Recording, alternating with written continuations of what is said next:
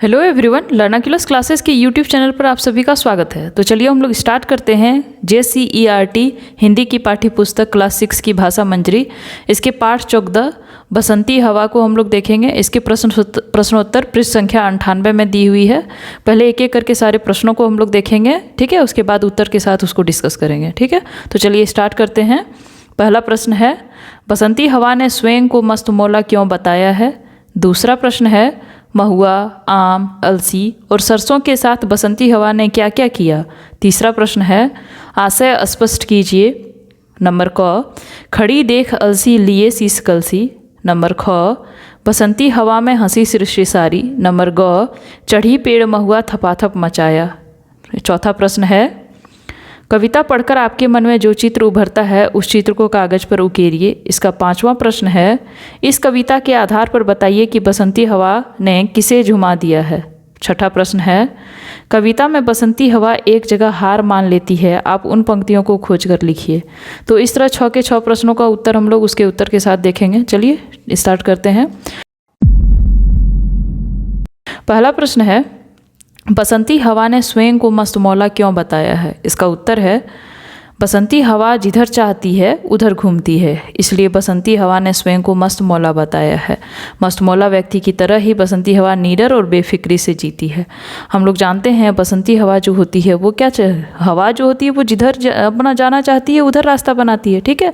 तो बसंती हवा जो है वो क्या है, मस्तमौला है, मतलब एकदम बेफिक्री से जीती है, उसे कोई भी डर नहीं है, वो निडर है, इसलिए उसे क्या बताया गया है, मस्तमौला बताया गया है।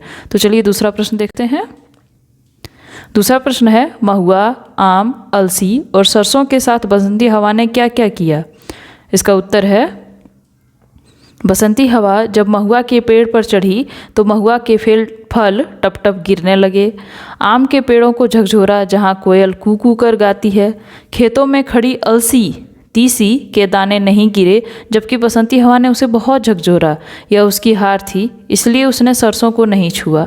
जैसा कि हम लोग जानते हैं कविता के माध्यम से कवि जो है उनमें बताया है कवि ने कि बसंती हवा जो है जब महुआ के पेड़ पर चढ़ी तो क्या हुआ, महुआ के पेड़ जो है थपाथप जब उसको हिला दिया बसंती हवा ने तो महुआ के पेड़ के जो महुआ का फल था वो टप टप करके गिरने लगे। आम के पेड़ को भी काफ़ी उसने झकझोरा, ठीक है। फिर खेत में जब गया तो अलसी को दूसरा नाम हम लोग तीसी के भी नाम से जानते हैं, ठीक है। तो खेतों में जब गई तो खेतों में तीसी के दाने को नहीं गिरा पाई, क्योंकि तीसी के दाने जो है क्या होते हैं, आपस में बहुत ही मजबूती से वो बंधे होते हैं, ठीक है। एक लेयर होता है उनके ऊपर, ये कह सकते हैं हम लोग, इसलिए बसंती हवा उसे काफ़ी उसे बसंती हवा ने झकझोरा, लेकिन अलसी के जो फल थे वो नहीं गिरे। उस डर से उसने क्या किया, सरसों को नहीं हिलाया, ठीक है। चलिए अब तीसरा प्रश्न देखते हैं। आशय स्पष्ट कीजिए।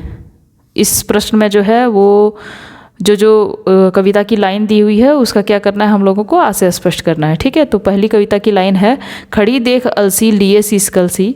नंबर ख है, बसंती हवा में हंसी सृष्टि सारी। ग, चढ़ी पेड़ महुआ थपाथप मचाया। इन तीनों का क्या करना है, हम लोगों को आशय स्पष्ट करना है, ठीक है। तो चलिए देखते हैं।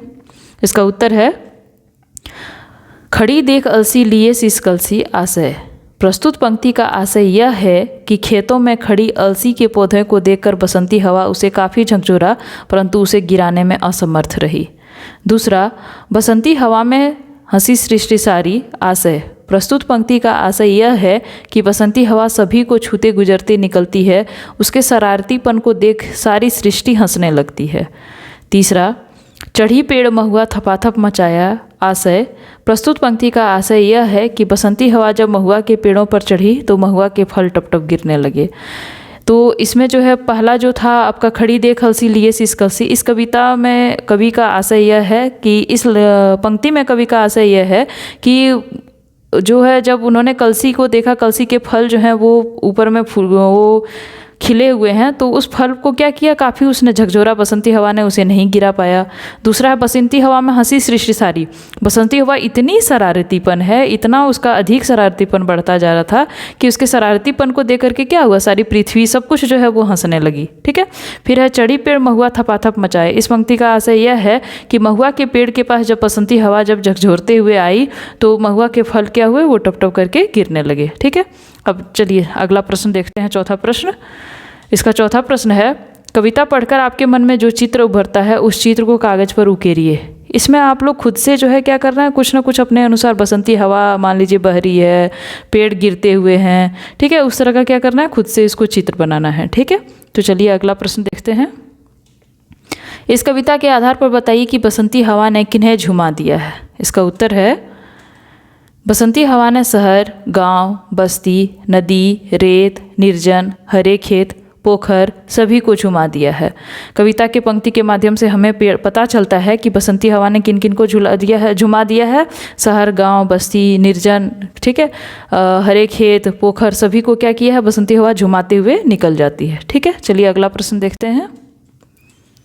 कविता में बसंती हवा एक जगह हार मान लेती है, आप उन पंक्तियों को खोजकर लिखिए। इस प्रश्न में करना क्या है कि कविता की ही लाइन को क्या करना है, इसमें उठा करके लिखना है जहाँ पे ये लाइन दिया हुआ है कि बसंती हवा हार मान जाती है। ठीक है, तो चलिए उत्तर देखते हैं।